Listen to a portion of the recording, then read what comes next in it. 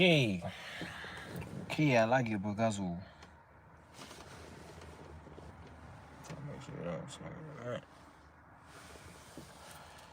Okay, I like it because of.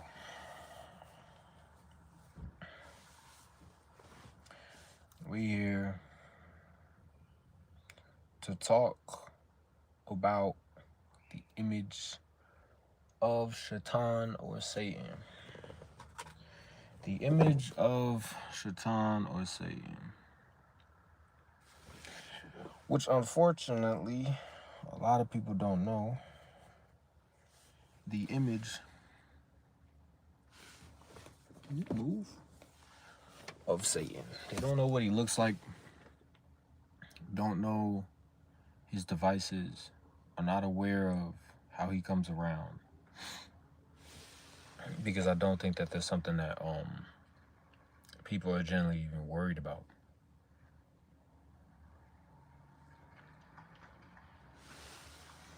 You know, it's not even something that folks are worried about. And that makes me worry about them.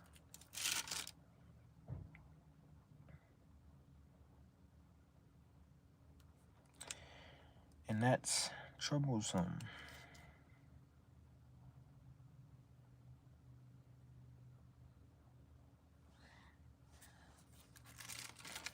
Very much so troublesome.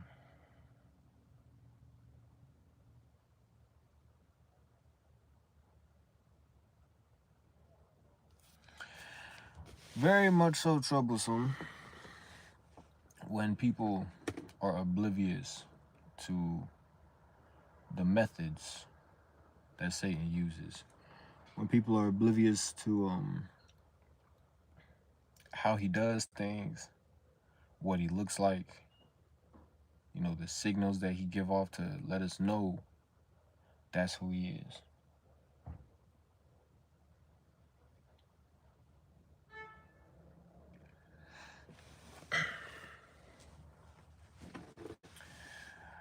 Shalom. I'm having a beautiful day. Am I lonely? Nope. I got the Lord with me. But I'm having a great day so far.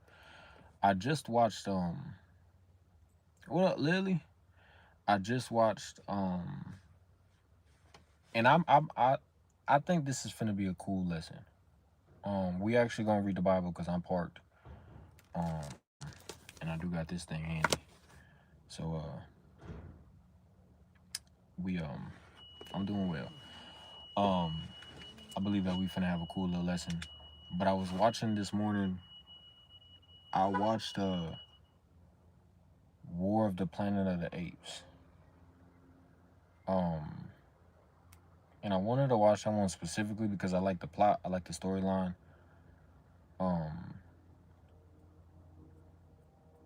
But in it, you have Caesar, and Caesar, of course, he shows mercy to the dudes who came and attacked his camp, set them off on two horses, right? Two on a horse.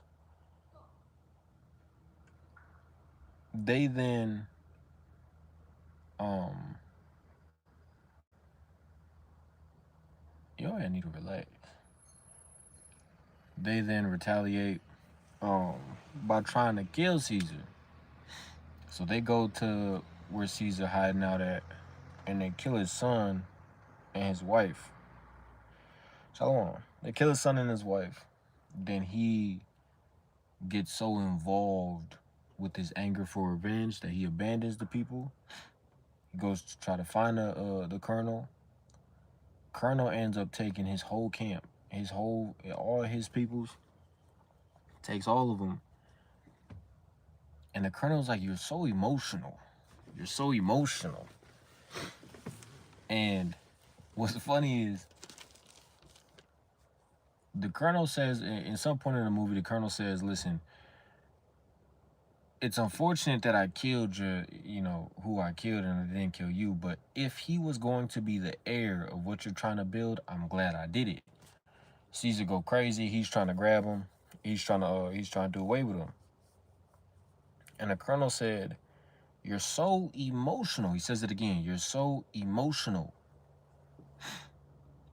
If you were to get away with killing me, what do you think that my soldiers will do to the rest of your apes? And so it was that point that Caesar understood, damn, I can't touch you. Because if I touch you, this is going to happen. But he was controlled by his anger. Which kind of led me to, bring this in a couple of precepts with the image of Satan. Hold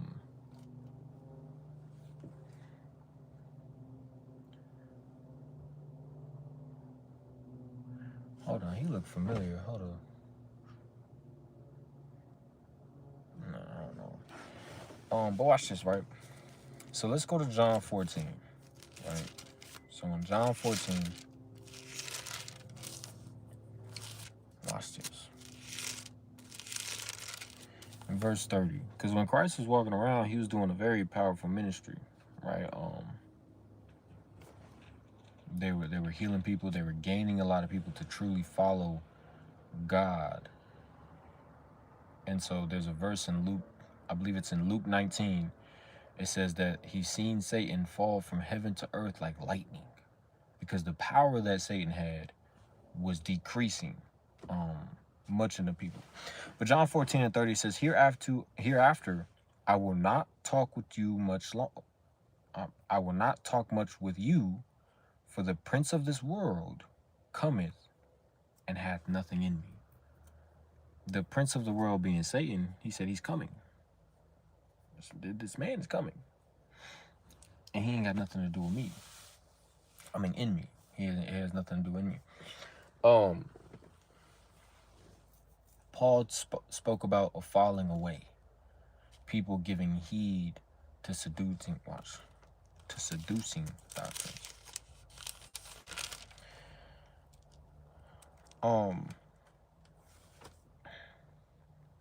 1 Timothy 4 and 1, it says, now the Spirit speaketh expressively that in the latter times some shall depart from the faith, giving heed to seducing spirits and doctrines of devils. So it's like, we often think the devil gonna come when we expect him. Like he's gonna show up and we're gonna know this is the devil. This is Satan. The issue with that is that's not how it's gonna happen. Think about it. In 1 Chronicles 21, watch this. In 1 Chronicles 21, now chapter 20 is literally David and his men winning a bunch of wars, right? It spoke about they defeated the brother of Goliath. They also they defeated a man who had 6 fingers on both of his hands and 6 toes on both his feet. So he had 24 total. But he was a good warrior and they defeated him. So it's just battle after battle of David consistently winning these wars. He got a crown. They put the crown on his head. It had like some jewels on it. So they put that crown on his head. Right? But 1 Chronicles 21 and 1, it says, and Satan stood up against Israel and provoked David to number Israel. Now, when it means to provoke,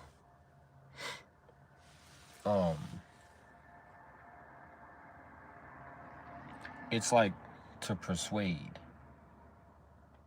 to give him something that he likes and then use what he likes to get him to go off.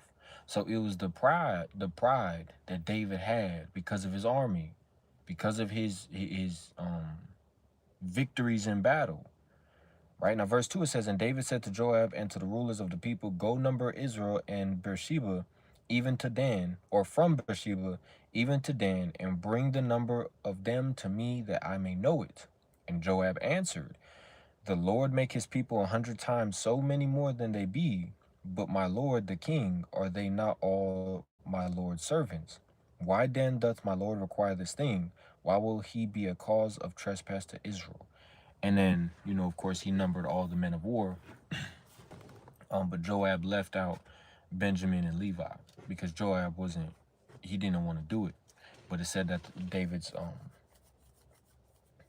word outweighed what he thought. So he had to go do it, and he numbered the children of Israel because he was winning these battles and these victories because of the pride of him. Like, yeah, like I'm like that. Go number them. And I told y'all in the last live there is a recent example, and I've expressed to this person so many times. You have to be aware of the devil coming to you. You have to be aware of how he's going to approach you. You have to be aware of the devices that he's going to use. And so this person was talking about committing a sin, a grave sin, and felt guilty about it. But somebody that this person loves and reverences, who she didn't expect to say something like this, persuaded her to be less guilty of the sins that wanted to commit. So it's like, you gotta be more on your P's and Q's now, especially when you're trying to serve the Lord, or you have people around you that's trying to get you to serve the Lord. You have to be on your P's and Q's now, because you're doing something that the devil don't want you to do. So he's gonna send somebody that you respect. He's gonna send pride. He's gonna send lust. He's gonna send arrogance. He's gonna send comfortability to try to get you to go off. He's gonna send you anger to try to get you to fulfill the desires of him, which of course is you going off and you committing the sin. And so even in Luke, right, Christ told something to Peter. He told him something that's like, so in Luke 21 and 31, it says, and the Lord said, now this is Christ speaking, Simon, Simon, behold, Satan has desired to have you, that he may sift you as wheat. Now, when you go into the word for desire, it means to beg, to ask permission of, to be allowed. Because again, even in Job, he asked permission of God to go get Job to fall away from his love that he has for the Father. Now, of course, this is later on in the verses. He talks about, I tell you, Peter, the cock shall not crow this day before thou shalt thrice deny that thou knowest me. Right? So he was going to deny him 3 times. And that was the Satan trying to desire to have him, to get him away from serving Christ. Watch this. Verse 32, it says, but I have prayed for you that thy faith fail not, and when you are converted, strengthen thy brethren. So Peter was persuaded to leave the faith because of persecution, because of, what everybody was saying in the synagogue about you was rocking with Christ. That's why he was persuaded to leave. David was persuaded to number the children of Israel because of his pride, because he was winning all the wars. David was also persuaded to commit adultery out of his lust. Right? Now watch this. And when we go back to 1 Chronicles, look what David says. And Proverbs speaks about this. It's in a TPT, so I don't really know exactly what verse it is, because it's hard to find it. But Proverbs says, sin is very attractive, and it is very convincing until you have done it. Then you get the clarity of, I just messed up. I just did something that I shouldn't have done. Right? So this is after David numbered the children of Israel, and the Lord started smiting them. 1 Chronicles 21 and 7, it says, and God was displeased with this thing, therefore he smote Israel. It says, and David said unto God, I have sinned greatly because I have done this thing, but now I beseech you, do away with the iniquity of thy servant, for I have done very foolishly. So after he did it, he realized, I got persuaded, I was foolish, and I have sinned greatly.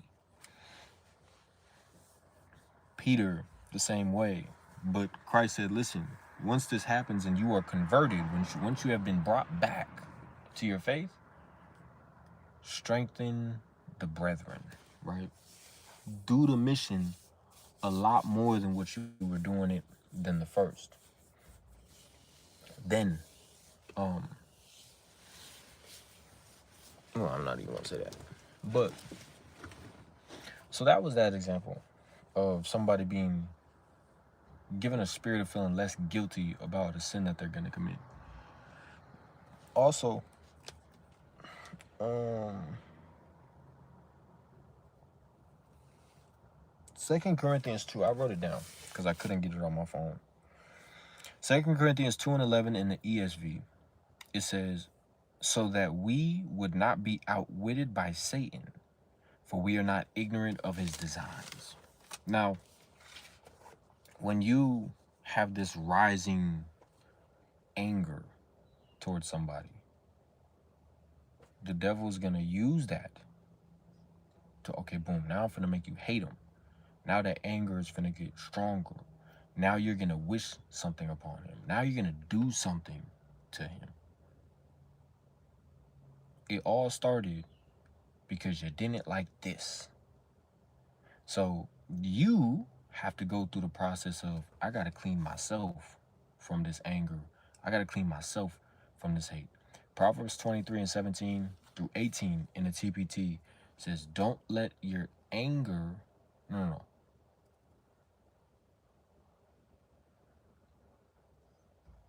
I'm going to butcher it. I'm going to try to quote it. But it says, don't get angry about the actions of evil men. Instead, have this desirable passion to serve the Lord, because he has a future that is bright and glorious for you. So instead of worrying about what others have done, what others will do, what others have said, this person's doing this person's teaching that, this person's saying this, just focus on serving the Lord, because each and every single one of those is the devil's tactics of trying to get you to commit a sin here, get you to commit a sin here, get you to do this, get you to be angry, right? In 1 Peter 5 and 8, I'm going to read it. 1 Peter.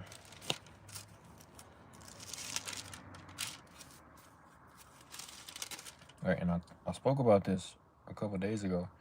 1 Peter 5 and 8 says, be sober, be vigilant, because your adversary, the devil, as a roaring lion, walketh about seeking whom he may devour. Now, when it's talking about be sober, does that mean you can't, have you a glass of wine or a shot or something every once in a while, or you can't drink? No. It's meaning when it comes time to being in the spirit and noticing Satan's devices, even if you are intoxicated, you still have to be sober. And there's been many times where I was intoxicated and there was a problem arising, right? It's just getting worse and worse and worse. Our job is to immediately understand this ain't finna go the way it's supposed to go, right? We supposed to living in righteousness. He about to do this, which is a sin, and he about to do this, which is a sin, and there's too much going on. We gotta dead this. And so that's what you do. You figure out a way to figure or to situate a problem that is gonna lead to a sin. Now, vigilante, a vigilant individual is aware, like, boom, this is a sin. I know this is a sin. I know this is not right. I'm finna go to you because you're gonna tell me that it's okay for me to do something like this. Or I'm gonna go to this person, ask for advice, but I know this person's gonna tell me to do this, this, and that. Or if he doesn't, then I'm just gonna go to somebody else. No, that's a spirit of you wanting to justify the evil actions of your behaviors. No ma'am, no sir, no child. Nobody should do that. So you have to be very careful. If you know it's a sin, and somebody tries to convince you of feeling less guilty of a sin, one, don't listen to them. Two, you have to be able to correct yourself. Right? I was talking to a brother one time, and he was like, "Man, I want more brothers to hold me accountable. Like I want you to hold me accountable more, and I got to be around you because I like how you hold me accountable." I said, "Listen, brother, you have to pray that you can hold yourself accountable. You got to be able to have that own discernment in your life and say, this is not okay. I can't do this." Now, sometimes you're gonna need a brother, you're gonna need a sister, but that's sometimes. Most of the times, you're on your own walk, and you have to make sure that you hold yourself accountable. Okay, boom. I'm supposed to do this. I got to go do that. Nobody else is going to convince me of doing that but myself.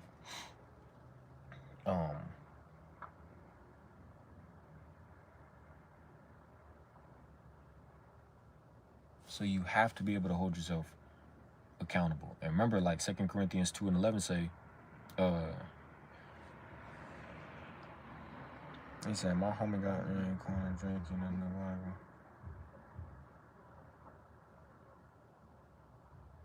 "My homie got me in a corner with the drinking in the Bible. Can you help me? If smoking defile the temple, doesn't drinking defile the temple since alcohol damages liver? That's his counter for nothing." No. Too much alcohol would definitely damage your liver. And certain alcohol would definitely damage your liver. But alcohol itself, when drinking in moderation. Now, if you're getting drunk every day, you're gonna get. That's where you get wet brain from. Shalom. But smoking itself, right? And the damage in your temple does work. If somebody is overly using alcohol and it's bad for their liver, and they keep on abusing their liver, yeah, you're damaging your temple for sure.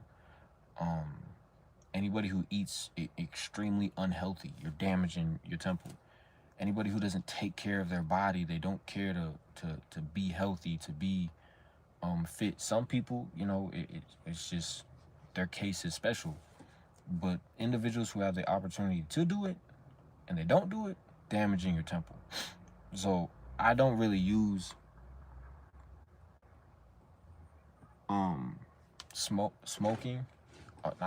damaging your temple in a point to prove that, okay, well, it's a sin because you're damaging your temple. Because then the nigga will play that game with you. But when you think of it scientifically, you have marijuana receptors in your gut. Like it's not hard for you to receive the herb in your gut, but in your lung, there is no receptors for you to receive marijuana. So when we inhale it, that's not how the body is naturally designed to be smoking marijuana. That's number one. Number two, people will say, well, I smoke and I don't cough. Well, yeah, that's because you're used to it. That has nothing to do with it being okay. Now, they did do a study. Smoking marijuana definitely does blacken your lungs. They said that doesn't happen. That for sure happens.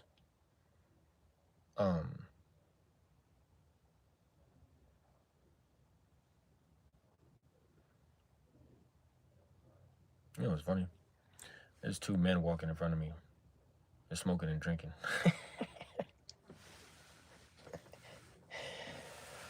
Oh shit. But to combat it, I mean, we see Christ drinking. We see him making water into wine. You have to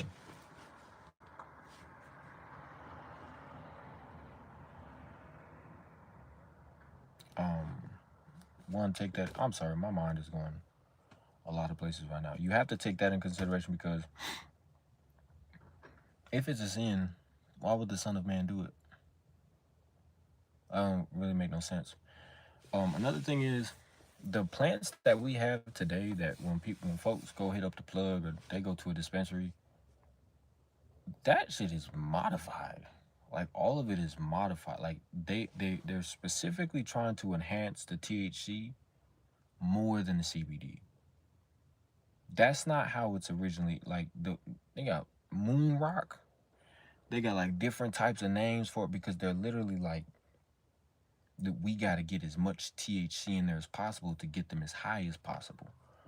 Um, yeah, nah, that's not. It's not even used for its purpose. Plus, the scripture says, "Give wine to those of a heavy heart." Right? When you're feeling down, when you're feeling low, the wine is to make you feel good. When people get drunk, like drunk to where they just throwing up over it, yeah, nah, you're doing too much at that point. But nah, there's a bunch of ways, just logically, like, you know what I'm saying? Too much alcohol, somebody will have an argument. Oh, that's bad. But when you don't drink alcohol like that, it's not something that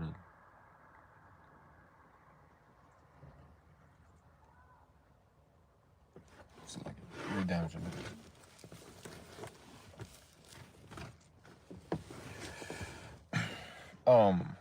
What I was about to pull up a precept.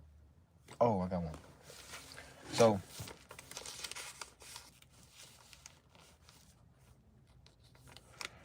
yeah, I mean, whenever I talk to people who smoke, what's funny is anytime somebody says, if I want to stop today, I'll stop. I'm like, nigga, that's what an addict will say. That's literally what an addict will say. I believe you can. You might have the possibility to, but I don't know. If I want to stop smoking right now, I can stop smoking. So stop. Just stop. Watch how much money you can make.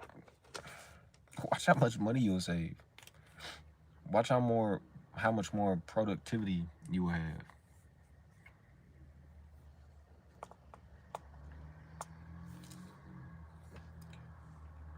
Damn, I done pushed this too damn far. My bad. But Proverbs 17:27 in the TPT, it says, "Can you bridle your tongue when your heart is under pressure? That's how you show you're wise and understanding." That's how you show you're wise. An understanding heart keeps you cool, calm, and collected, no matter what you're facing. Because again, the devil can't come to you when you up there. You know what I'm saying? You doing good, everything's going good in life. You can be persuaded of a sin, no problem. The devil also can get at you when you're at a lower state. If your heart is under heavy pressure and you have the capability of holding your tongue, not being disrespectful, not giving in to your emotions, you have the capability of being cool, calm, and collective, not allowing somebody to take you off of your horse, your spiritual horse, then you will display that you're wise. You will display that you're understanding. And I had seen this, somebody was debating online. And I had seen it go from calm, cool, collected to just too emotional. I couldn't watch it no more. It was no longer the edification. It was no longer the wisdom. It was no longer this, and that. It kind of, I'm not going to say it's hate. It was anger for sure. But I can't necessarily say it was hate. But then shots started getting fired. The belittling of the other person started happening.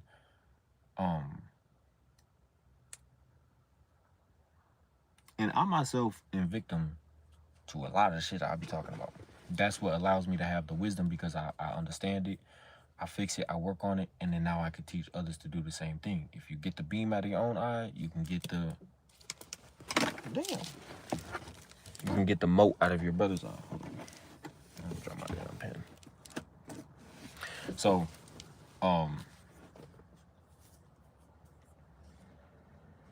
gotta be cool, calm, and collected when your heart is under pressure. Remember, your heart being under pressure is your mind. So when your mind is going everywhere and you have these different emotions that you want to express, that you want to get out, that you want to do this, this, and that. When you're cool, calm, and collected, that's when you show that you're wise. Because again, it says, even a fool is counted wise when he holds his tongue. So the way that we display our character will show us how much spirit that we're dealing with. Like, okay, boom, like I'm up here in the spirit. It's going to take you a lot to get me down here into my flesh. Some people can easily stay in the spirit. Other people, they might deal with anger a lot more. They might deal with emotions a lot more. But the job is to take everybody, no matter what level they're in, to bring them up here and understanding Satan's devices, because you may act out and not sin. That time, we don't know what's going to happen 4 or 5 times later and how much it's going to, get worse. I know this brother, and I use examples because it allows people to understand the reality of Satan. I'll say so. I use certain examples because I'm not gonna lie. I could make up one, but real life ones are examples, and a lot of times I'll be using my own personal examples. But I knew a brother that went from reading, teaching, doing all the above. Then it was, I don't want to watch videos no more. Okay, you can't really get mad at you if you don't really want to watch videos. Then it was, I don't really like to be at camp like that. Okay, okay, that's how you feel. Then it was, I don't want to read no more. Okay. Now we kind of going a little too far down. Then it became a very, tough situation where and that's all I'm gonna say. We had to deal with it, but I realized if you give him just this much, he'll turn it into a milestone. Like, he'll turn it into something that's major if you allow him to feed you the spirit of, I don't want to read no more. What law says I have to read Proverbs? I just need to read the law. I mean, but that's the wisdom. That's what, that's us. Because if you give into that, it's like, well, I don't want to read at all. Like, I just don't have the desire to read, because you're giving into it. In James 5, it says, the fervent, effectual prayer of a righteous man availeth much. Your job and your duty is to not only deal with it yourself and hold yourself accountable, but you're also supposed to see the wittiness and the cunningness of Satan, right? Again, 2 Corinthians 2:11 says, we can't be outwitted by Satan's devices because we understand and know his designs.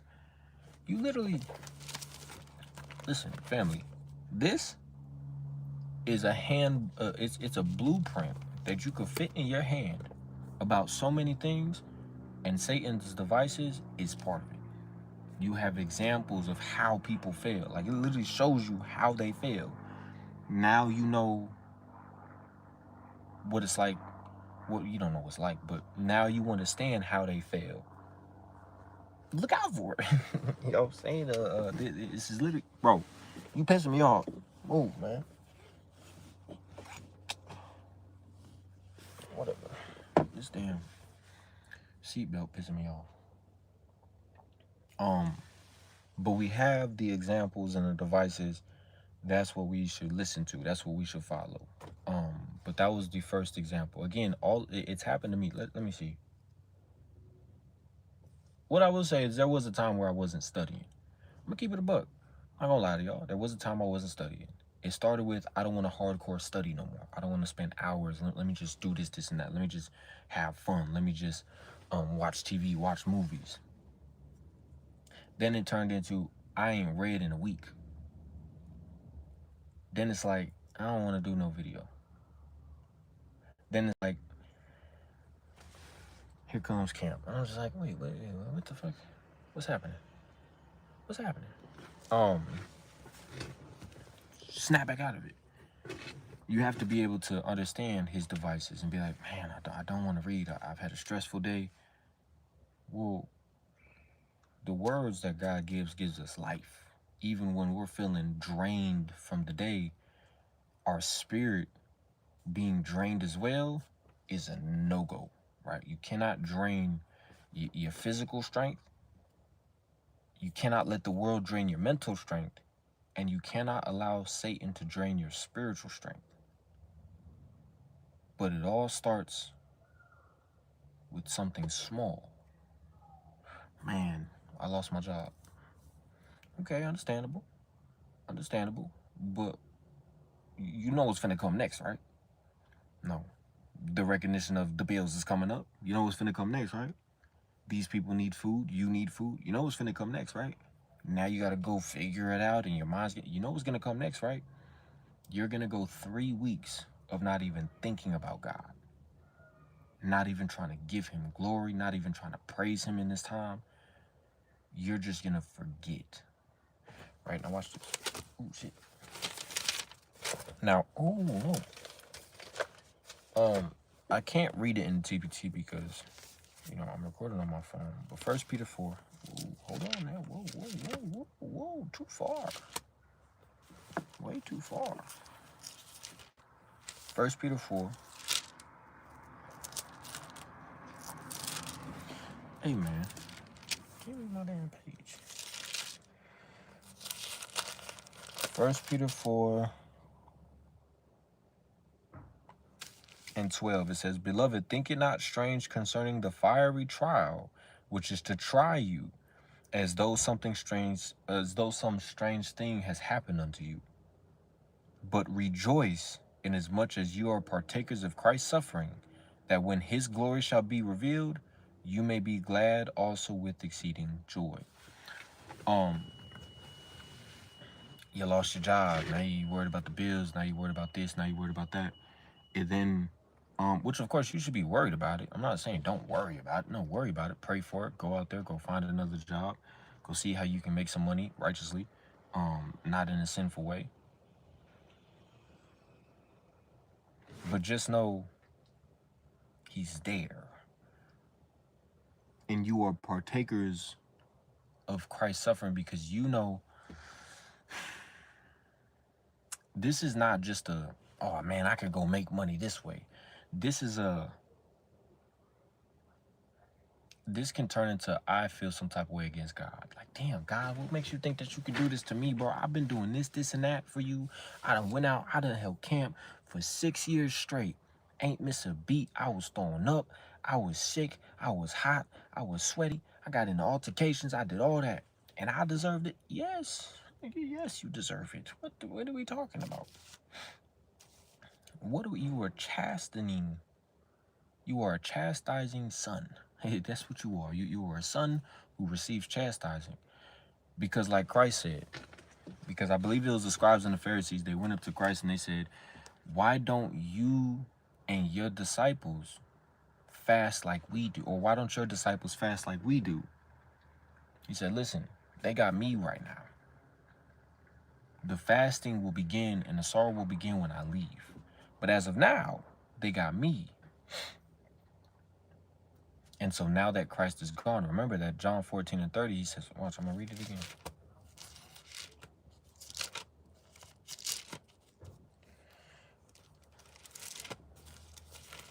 I'm going to read it again. And John 14 and 30 says, hereafter I will not talk much with you, for the prince of this world cometh, and hath nothing in me. He's coming. That's in a time of mourning. That's in a time where you should be vigilant and sober. That's in a time where you should be dealing with your fastings. That's in a time of not necessarily rejoicing in the sense of like, oh, we're happy, but in a sense of waiting for the Father to deliver us from this persecution, to deliver us from this captivity, to deliver us from Satan's devices. This is why we got to be on our P's and Q's. And that's why I said, listen, they're going to start fasting when I'm gone. But right now, it's a time to rejoice because y'all got me walking around. I'm finna show y'all a whole bunch of things and heal a bunch of different people. And this is why it said Hosanna, Hosanna when he was riding upon that ass. Pause. He was riding upon the donkey.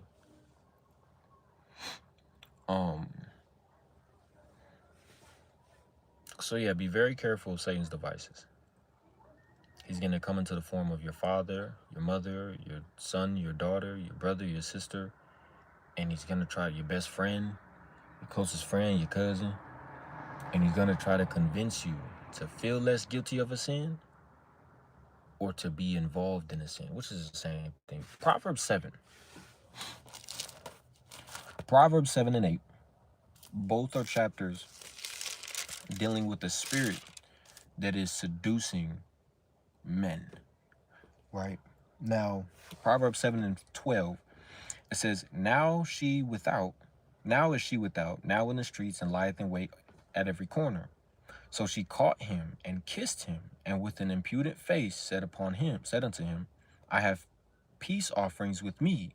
This day I paid my vows. Therefore came I forth to meet you diligently to seek your face, and I have found you. I have decked my bed with coverings of tapestry and carved works in fine linen of Egypt. So she's saying, listen, my bed is ready. I done did everything. I'm ready to go. I have perfumed my bed with myrrh, aloes, and cinnamon. Come, let us take our fill of love until the morning. Let us solace ourselves with lovers. For the good man is not at home. He is gone on a long journey. Talking about a man. My man gone. He's on a long journey. Come home with me. It says he had taken a bag of money with him and will come home at the day appointed, right? So he took him a lot of money, so he gonna be gone for a while because he done took a lot of money with him. So I know he's finna be gone for a while. It says, with much fair speech she caused him to yield. With the flattering of her lips she forced him. He goeth after her straightway, and as an oxen goeth to the slaughter, or as a fool to the correction of the stocks. So she said, listen, now mind you, when it talks about them being on the street corners, that's also dealing with the Christian apologists, the Islam, the Muslims, the Jehovah Witnesses, convincing them and seducing them to follow them instead of the ways of Yahweh. But mind you, it says, they're all led as an ox to the slaughter. You don't even know you finna go to your death. That's where you going. You're going to the end, or the wages of your sins. That's where you're going. You don't know it because, again, they don't know what they're doing wrong until it's over. Peter didn't understand how bad he messed up until he seen the crow. He said, oh, this is what he meant when I would deny him 3 times. I told him in that same chapter, he said, listen, I will die for you. I will go to prison for you. And Christ said, listen, you're going to deny me 3 times before that crow come around. And that's what happened. Peter seen what he did, and he was extremely sorrowful after he done denied Christ. David the same way, once he numbered the children of Israel, he said, I sinned greatly, and I've been foolish because I've abandoned you for myself.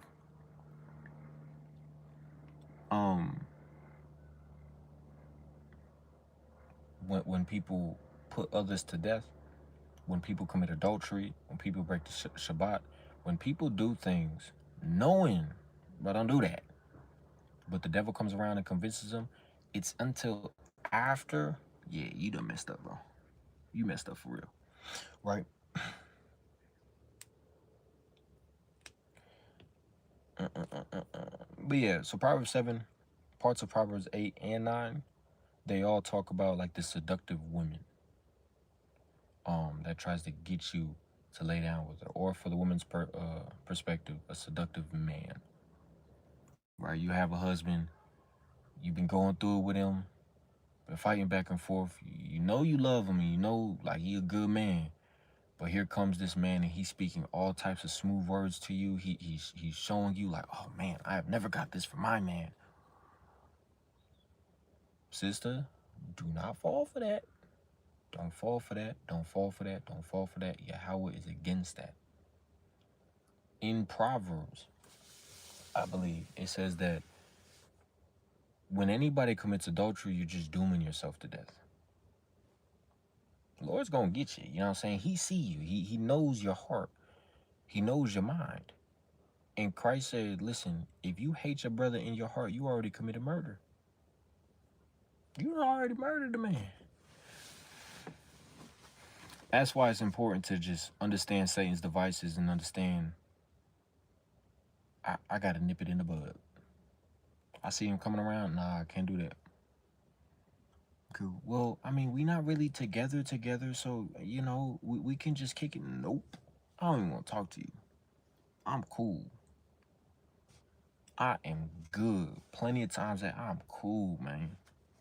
Oh, I really just need somebody to talk to. About what? I mean, nah, you not trying to just talk to me. Like, you trying to do this, and that. There's two options I'm gonna do. Never talk to you or get you to go back to that, because I don't want you. I'm good. No. What that nigga say? No. You want some of this too, old man? No. But yeah, so those really should be the only two options that you have when somebody comes around trying to get you to sin. Either one, convince them to not do it, no matter what sin it is, like, no, we can't do that, this, and that. Or two, cut it off. Those are your two options. Because the longer you have a conversation with that person, the more they will begin to allow you to believe that way. Again, David wasn't just like, I'm gonna commit adultery. No, it took time for him to build up to that. Judas wasn't like, I'm gonna trade on. You know what I'm saying? It took time. It was a building process. Judas was greedy at one point. Judas desired more than what he had. Like, this is what God gave me, but I want more. The lust of covetousness. I want that. I want that. I want that. No. David couldn't, think with this head. He was thinking with the other head. And in Proverbs it says that men, young men, should control their sexual urges, because if they don't, you will find yourself in a bunch of different situations where you're going off and you're sinning. So you control your sexual urges. It's a fight, it's a battle, it's a war, it's all that. Your job and your duty as every single character. I'm talking about everybody that's listening, everybody that will listen, everybody that follows God. Every single one of our characters is tested and tried in different ways. Your job is to see where Satan is working at. Is he working here? No, that's not a sin. I know that's not a sin. That's okay. I'm saying I can go, okay, boom. Is this a sin? Well, he's a sinner, but he's not like a sinner that's trying to convince me to sin. He's not trying to convince me to do nothing. He's just struggling with his own thing. It's cool to hang out with him. This dude, though, he wants me to do something. And every time I'm around him, he tries to convince me to indulge in it. That's where Psalms 1 comes into effect. Sit not in the counsel of the ungodly, and don't go with none of their ways, but be continual with a godly man. Well, that since Iraq. But the example that we have of Christ sitting with sinners is he was a light to them. And they was people who was like, bro, we know we ain't good. Like I say, I go out there and I teach all the time. And Christians who are like head honcho, like super against keeping the law, them is the people that you don't want to sit in counsel with. Like, listen to them. It's cool to save them, because Jude 1:37, it says, for we have to go in the midst of the fire and with hoping that we would save some of them out of it, right?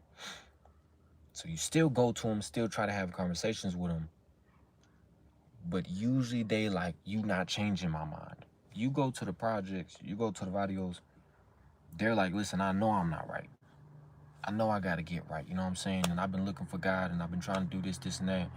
You know what I'm saying? I'm out here to do this, but, I know that this is wrong.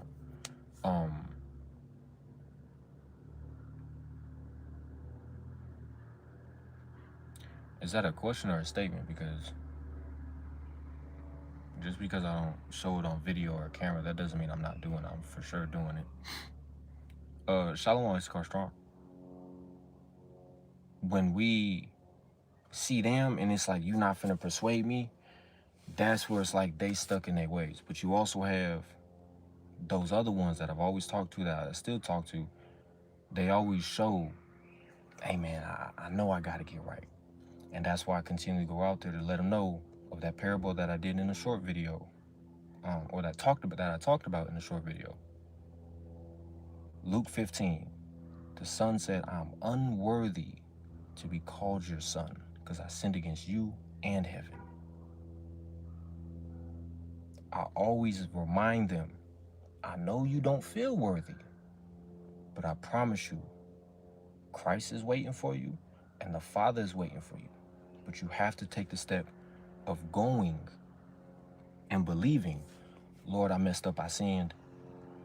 Please help me fix this, right? And so even every time that I was out there, that I'm pretty sure is gonna keep happening, they always ask, when you coming back? Let me get your number. I get their numbers. Let me get your Instagram. I get my Instagram. And we conversate and we have good conversations because they understand I'm falling from Satan's devices. I need help. I need the help. That's what we out here for. But also I got this one written down. This is another verse to kind of show Satan's devices. Proverbs 20:17 in the TPT. What you obtain dishonestly may seem sweet at first, but sooner or later you'll live to regret it. Same thing that happened to David. Same thing that happened to what's the man's name? Peter. Same thing that happened with Judas. Everybody who obtained something dishonestly, obtain a woman dishonestly, obtain money dishonestly, obtain food dishonestly, whatever you obtain dishonestly or in a sinful matter, sooner or later you gonna regret it. It doesn't matter what it is. But it all started with Satan's devices from like the little things. It was the little things that allowed, yes, I still go out there and teach. I don't know why you think I wouldn't. It's literally my life. It always starts on very small things that I have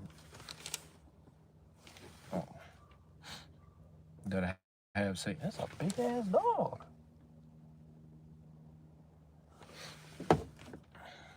Oh, he looking at that dog. Anyways, it begins with the little things. Very, very small things. That's what Satan will have. And then he'll just keep building and building and building and building. That's how he moves. That's how he operates. So you got to be aware of the devices.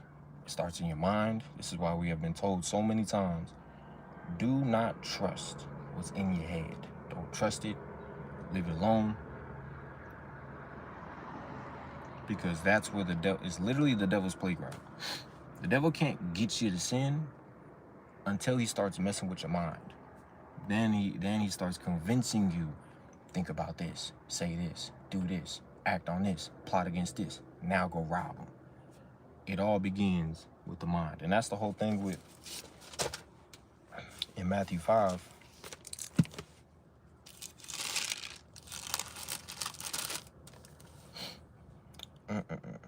Matthew 5,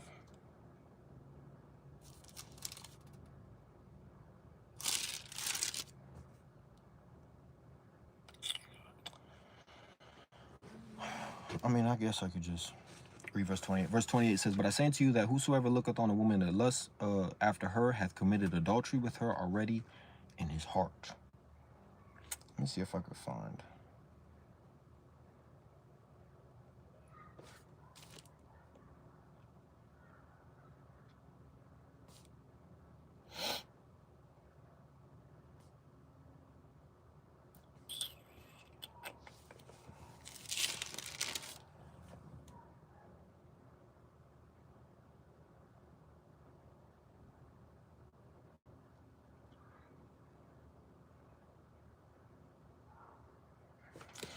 That don't work. That won't just work. But he showed us all throughout Matthew 5. It all starts in your head. And even Tazarap speaks about it. When it begins in your head, it just pollutes everything. Oh, where is that? I'm using my phone. I can't even look it up. There's a disease. It's mentioned in one verse, and it's Paul's epistles, and I believe it's called a canter, canter.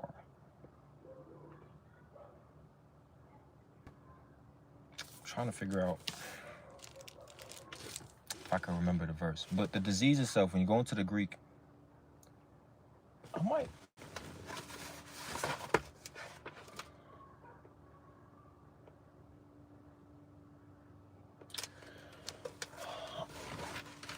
Damn, it's in my notebook. That's all the way back in Arizona. But it's a disease where it starts at one point in your body. It starts at one point, and if you do not deal with it, if you don't go to the doctor, if you don't go to the physician, which is Christ, if you don't go there, that disease then pollutes the rest of the body to where it just, you're deceased. You know what I'm saying? You go back to the Father. But until you deal with that disease, until you address that disease and say, I have to go to my Father and beg for forgiveness. I got to go to my Father and repent. I got to deal with this myself. I got to fast and pray to get this out my heart, my head, my spirit, whatever have you. Let's say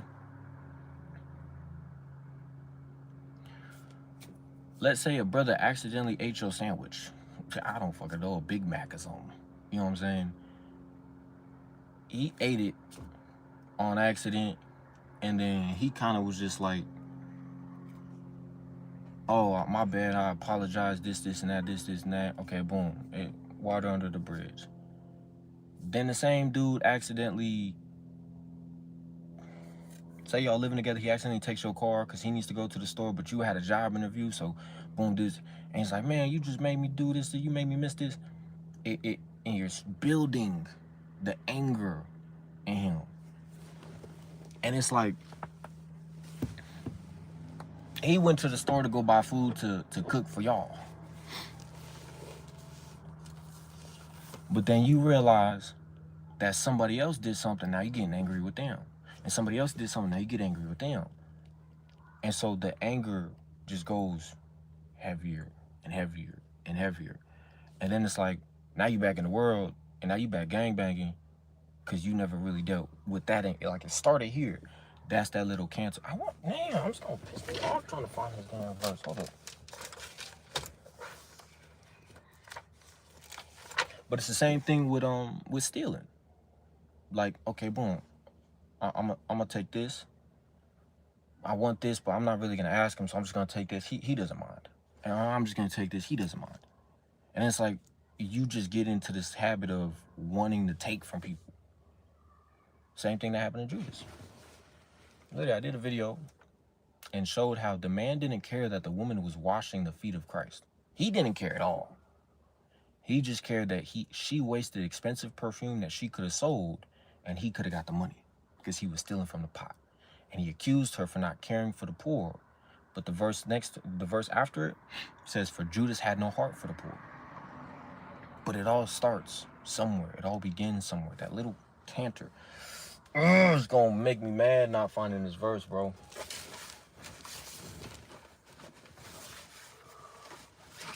Let me see if I wrote it down somewhere. I know I could look it up on my phone, but I would have to cut the live off. But I'm about to cut the live off because Paul disease. Nah, it's in it's in the New Testament. That might be the same thing, but it's in Paul's epistles. He spoke about it. I don't think I'm gonna have time because I gotta leave. I gotta go. We about to go hold camp. I gotta meet up with Cap. And we gotta go hold camp. So, but man, if I find it, I'll read it on the next live. But yeah, man. Is it Galatians 4:13? I hope so. Let me see. These fucking pages are ripped off, bro.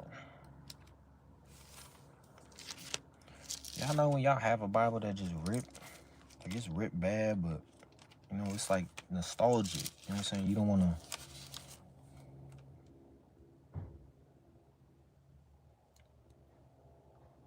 4:13. You know how through infirmary of the flesh I preached the gospel unto you at the first.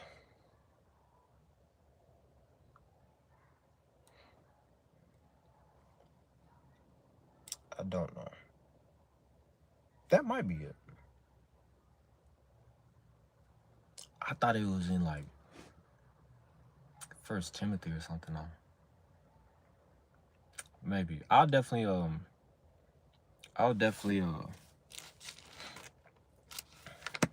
read it the next live, Lord willing. Hold on, Daniela, is Daniela in here? He might know. I might have sent it to him.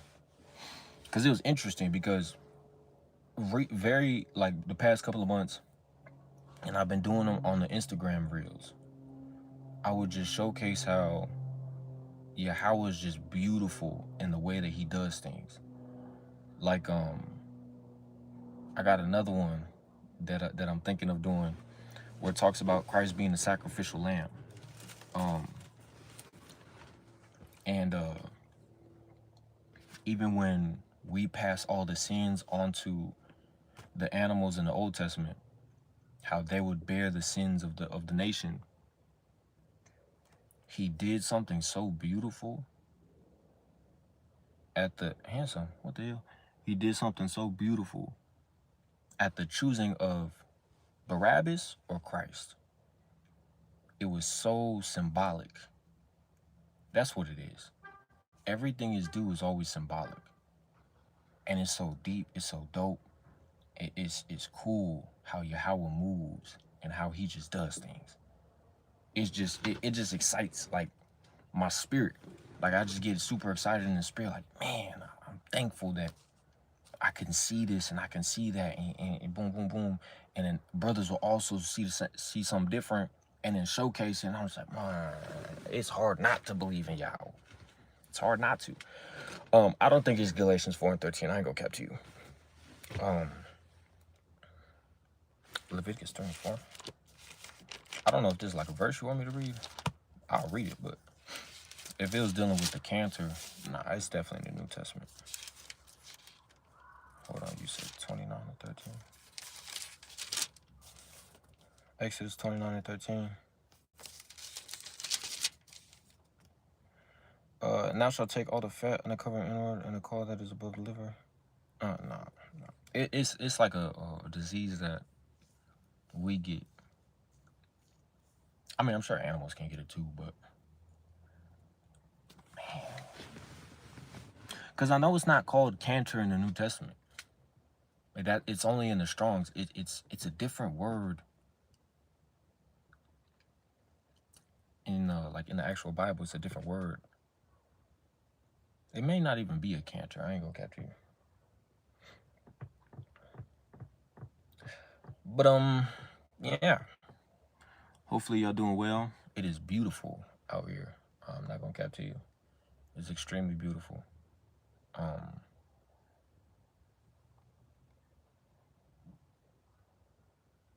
Hopefully it's beautiful where y'all at. But yeah, I'm finna get up out of here. We're gonna go, of course, bid to the marriage and teach folks the beauty that God has waiting for all of us.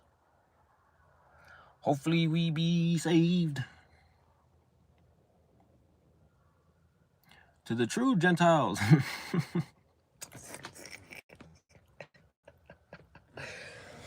Oh, snaps.